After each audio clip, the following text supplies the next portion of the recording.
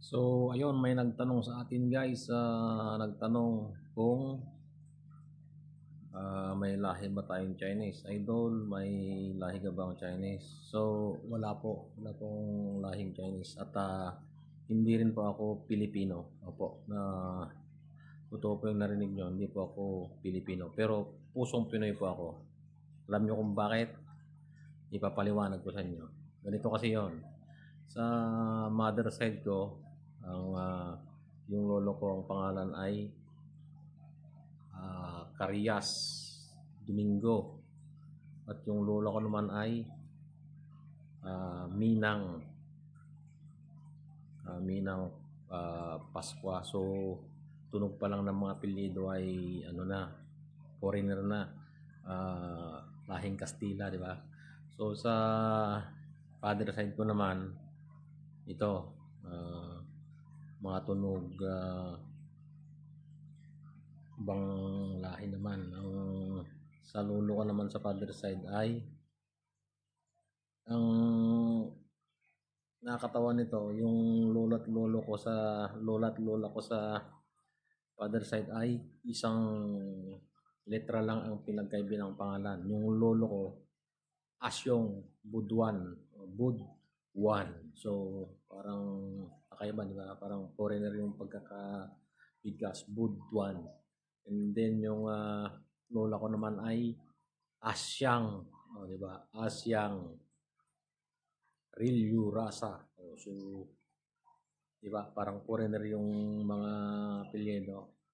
So ngayon, simula nung bata ako, naririnig ko na sa nanay ko na hindi ako Pilipino. Kasi bawat nagalit siya sa akin, para niya akong kinukutya na hindi daw ako Pilipino. So nagtataka ako palagi. Ang tagal kong tinago-tago ito. Nahiya nga ako dun sa mga kapitbahay namin, hindi pala ako Pilipino. Tsaka sa mga classmate ko, hindi nila alam na hindi ako Pilipino. So nahuli ko sa nanay ko, nahuli ko sa mismong salita niya, sa bunganga niya, na hindi ako Pinoy. Wala talaga akong lahing Pinoy. Sa ibang bansa po talaga yung lahi ko. So nalaman kong ganun nung mga grade 5 na siguro ako noon. Tagal na panahon, no? Ilang dekada kong tinatago na hindi talaga ako Pinoy. Tapos may isang araw nadulas yung nanay ko. Na naman, nabanggit na naman niya na hindi ako Pinoy talaga. So sabi niya, kinahaponan, galing akong eskwelahan, grade 5 na yata ako noon.